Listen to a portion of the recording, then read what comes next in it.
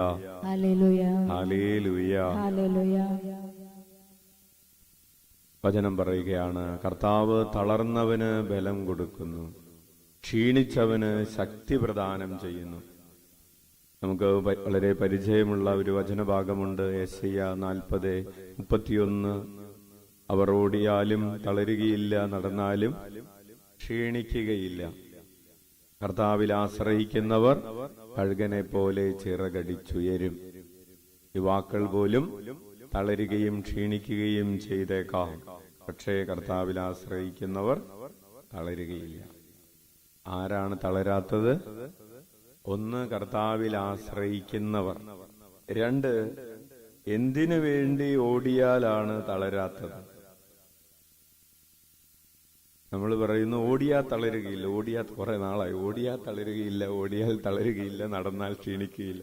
എന്തിനു വേണ്ടി ഓടിയാൽ നീ തളരുകയില്ല? എങ്ങോട്ട് ഓടിയാൽ നീ തളരുകയില്ല? എങ്ങോട്ട് നടന്നാൽ? എപ്പോഴും ഓടുമ്പോൾ നമുക്ക് എപ്പോഴും ഒരു ഡയറക്ഷനുണ്ട്, നടക്കുമ്പോൾ നമുക്കൊരു ഡയറക്ഷനുണ്ട്. അപ്പോൾ എങ്ങോട്ട് ഓടിയാലാണ് നീ തളരാത്തത്? അതാണ് വചനം പറയുന്നത്. നമ്മൾ ഇന്നലെ പറഞ്ഞു, ഈ വളഞ്ഞ വഴികൾ നേരെയാക്കുന്നതും മലനിരകൾ നിരപ്പാക്കുന്നതും താഴ്വരകൾ ഉയർത്തുന്നതും എങ്ങോട്ട് ഓടാൻ വേണ്ടിയാണ്? കർത്താവിലേക്ക്, അതായത് ബാബിലോണിൽ നിന്ന് ജെറൂസലേമിലേക്ക്. നമ്മുടെ ജീവിതത്തിൽ നമ്മുടെ പാപത്തിന്റെ അടിമത്വത്തിൽ നിന്ന് ദൈവ സാന്നിധ്യത്തിലേക്ക് നമ്മൾ ഓടുക. അങ്ങനെ നമ്മൾ ദൈവ സാന്നിധ്യത്തിലേക്ക് നമ്മൾ ഓടുക. ഇതിനെയാണ് ഈശോ പറയുന്നത് അധ്വാനിക്കുന്നവർ. എന്തിനു വേണ്ടി അധ്വാനിക്കുന്നവർ? എന്റെ അടുക്കൽ വരുന്നതിന് അധ്വാനിക്കുന്നവർ, അല്ലെങ്കിൽ രക്ഷയ്ക്ക് വേണ്ടി അധ്വാനിക്കുന്നവർ. രക്ഷയ്ക്ക് വേണ്ടി അധ്വാനിക്കുന്നവർ എന്റെ അടുക്കൽ വരിക. ഭാരം വഹിക്കുന്നവർ. എന്തിന്റെ ഭാരം വഹിക്കുന്നവർ? ഈ നന്മകൾ ചെയ്യുമ്പോൾ നമുക്ക് ശരിക്കും ഒരു ഭാരമുണ്ട്. അത് പുണ്യങ്ങൾ ചെയ്യുമ്പോൾ ഒരു സ്ട്രഗിൾ ഉണ്ട്. ആ സ്ട്രഗിളിന്റെ ഭാരം വഹിക്കുന്നവർ എന്റെ അടുക്കലേക്ക് വരിക. അല്ലെങ്കിൽ പാപം ചെയ്തു പോയി എന്ന ഒരു പാപം ചെയ്തതിന്റെ പാപബോധം ഒരു ഭാരമാണ്. ഈ ഭാരമുള്ളവർ, നിങ്ങൾ ഈ ഭാരവും വെച്ചുകൊണ്ട് അവിടെ ഇവിടെയും പോകണ്ട, എന്റെ അടുക്കലേക്ക് വരിക. അങ്ങനെ എന്റെ അടുക്കലേക്ക് വരുന്നതിന് വേണ്ടി നിങ്ങൾ അധ്വാനിക്കുമ്പോൾ, നിങ്ങൾ ഓടുമ്പോൾ, നിങ്ങൾ നടക്കുമ്പോൾ, നിങ്ങൾ പ്രായമുള്ളവരായിരിക്കാം, ചെറുപ്പക്കാരായിരിക്കാം, ആരായിരിക്കാം, നിങ്ങൾ ഓടിയാലും തളരാതെ ഞാൻ നോക്കിക്കോളാം, നടന്നാലും ക്ഷീണിക്കാതെ ഞാൻ നോക്കിക്കൊള്ളാം. നിങ്ങൾ എന്നിൽ ആശ്രയിച്ചാൽ മതി. കൈയടിച്ച് കർത്താവിന് നന്ദി പറയാം. ഹല്ലേലൂയ. ഇനി തളരാതിരിക്കണമെങ്കിൽ നമുക്ക് ഒരു ഒറ്റമൂലി ഈശോ പറഞ്ഞു തരിക.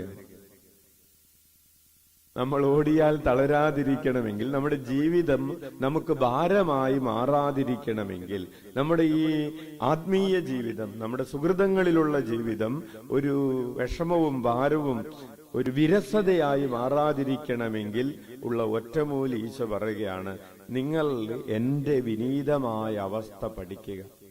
ഞാൻ എത്രമാത്രം ശാന്തനാണെന്ന് എന്നിൽ നിന്ന് പഠിക്കുക.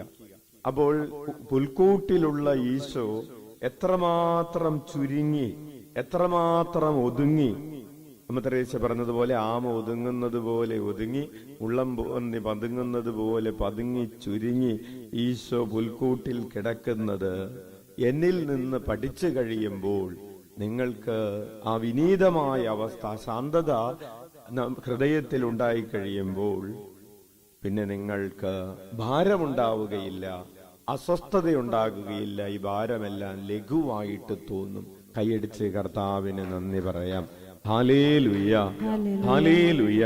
പ്രിയപ്പെട്ടവരെ, നമ്മുടെ ജീവിതം നമുക്ക് ഭാരമായി മാറുന്നത് നമ്മൾ എത്രമാത്രം നമ്മെ തന്നെ ഊതി വീർപ്പിക്കുന്നുവോ, എത്രമാത്രം നമ്മൾ നമ്മളുടെ തന്നെ അഹങ്കാര ചിന്തയിൽ ഇങ്ങനെ പെരുപ്പിക്കുന്നുവോ, ഞാനെന്ന ഭാവത്തിൽ നമ്മൾ നടക്കുന്നുവോ, ഞാൻ ചെയ്തത്, ഞാൻ അത് ചെയ്തു, ഞാൻ ഇത് ചെയ്തു, ഞാൻ അങ്ങനെ ചെയ്തു, ഇങ്ങനെ ചെയ്തു എന്നൊക്കെയുള്ള നമ്മുടെ പരിഭവങ്ങളും, എനിക്ക് കിട്ടിയില്ല, എന്നെ ആരും നോക്കിയില്ല, എന്നെ ആരും ശ്രദ്ധിച്ചില്ല എന്നൊക്കെയുള്ള നമ്മളെ കുറിച്ചുള്ള പരിഭവങ്ങളുടെയും ഈ ഊതിവീർപ്പിക്കൽ രണ്ടുമുണ്ട്. ഞാൻ ചെയ്തതിനെ കുറിച്ചും എനിക്ക് കിട്ടാത്തതിനെ കുറിച്ചൊക്കെയുള്ള ഭാരങ്ങളിൽ ഞാൻ ഇങ്ങനെ വ്യാപരിക്കുമ്പോൾ ജീവിതം ഭാരമായി മാറും.